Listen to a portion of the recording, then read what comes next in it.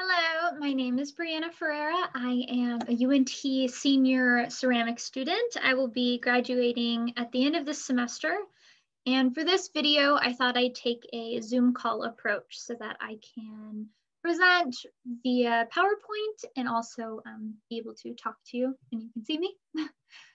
I would like to just basically run through where I am and where I hope to go and how I think this class will help me get where I want to be.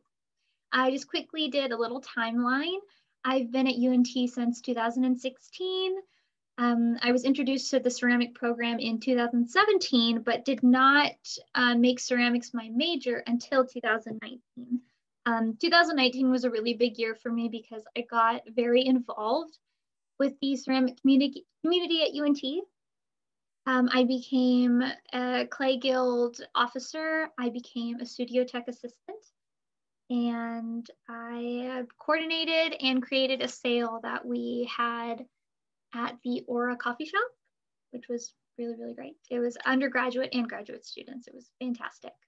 And in 2020, I started assisting a potter named Kendall Davis in Fort Worth. And from 2019 to currently, I continued to be the treasurer for Clay Guild. And I will continue to also work for Kendall. Post-graduation, I will be working for her full-time in Fort Worth. I figured I'd section off just images of my work, separated into the three categories: the beginner, the intermediate, and the advanced. That's kind of how we progress within the academic program. So here are some beginning pieces. Intermediate, things stayed pretty much the same color palette. Things consistently were very warm, very neutral. A lot of these in this slide were wood fired, which is a very unique type of firing, and I was so happy to be a part of it that year. I then started to get more interested in surface, so a lot of my work stayed very organic looking. However, I did start to experiment with printing and stamping and painting and carving, all sorts of surface techniques. And this was during the COVID transition period. So at the beginning of that semester, I already had a taste of a few surface techniques, and I was really just focusing on how to apply them in a really intentional way. Unfortunately, once we got pulled from that studio, I was forced to work at home. And I think I thought it would actually slow me down, but it actually allowed me to, I think, relax a little bit. And I started to play. I got a little bit more sculptural. I continued to play with surface. I played with textures and handles, and it was a time of play for me. And I think that's a silver lining. When I got right back into the studio, this was last semester, I really was taking everything that I had learned and everything that I wanted to do, and I was applying all of that at once to everything. So things are still very warm, but the things here have a lot of concept behind them. They have a lot of surface, and there were a lot of aspects of the forms that were really taken into consideration. And it was just me trying to basically flex all of the muscles that I had been working so hard to build up. And it was I think it was a great collection that came out of that semester. It was work that I think I was the most proud of.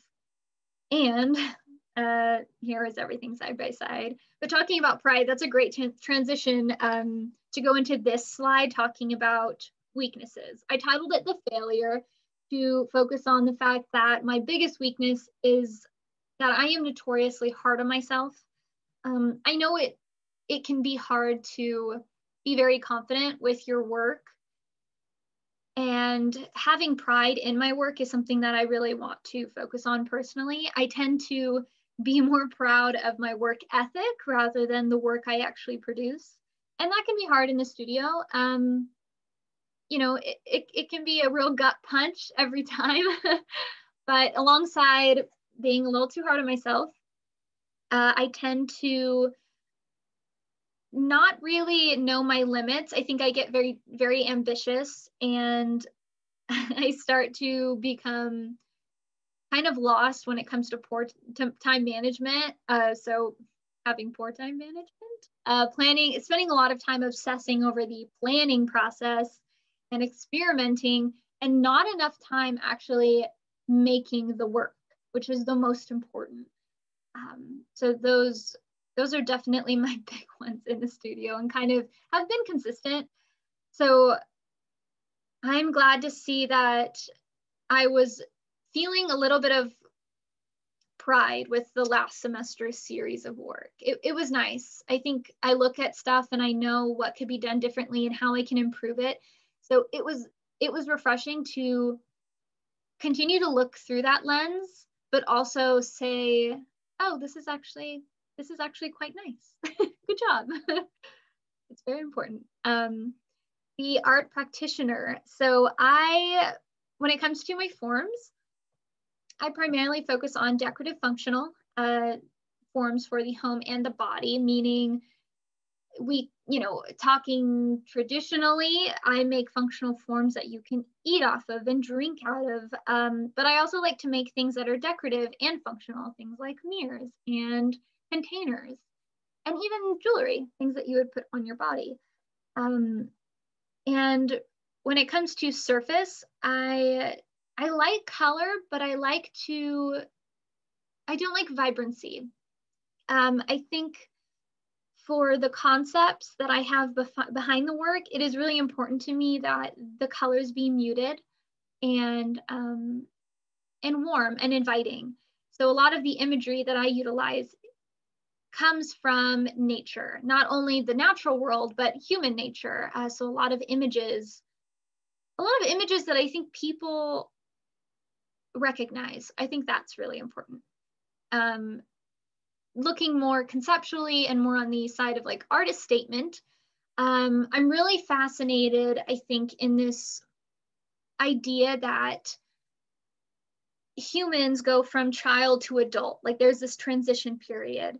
I mean, I personally believe that this is not a transition. I think the feelings that we start having when we start to leave childhood, these are just feelings that are going to be with us for a really long time. And I think it's just the beginning of the lifelong human experience. And I think a lot of it's really uncomfortable, and everyone creates their own way of coping with all of the uncomfortable things we have to deal with. So through my intimate objects, with muted, vibrant colors and lively imagery, I hope to speak with warmth and ease about the things that make us feel anything but. I think it's important when you're having uncomfortable conversations to try to make yourself and others feel as comfortable as possible. We're all dealing with a lot of invasive thoughts, and it's nice to see that it's something that is shared and not just something that you have to deal with on your own. And for, looking at this class and what I hope to get out of it, I really hope to focus on professionalism and articulation when it comes to my professional online presence, my artist statements, my concepts, public speaking. I think all those things are really, really important. And yeah, I think when you're in the studio and you're very introverted and you're focusing on your work, you tend to forget that it is important that you know how to talk about your work and talk to others. And that is it. So thank you so much. And yes, it was nice to meet all of you.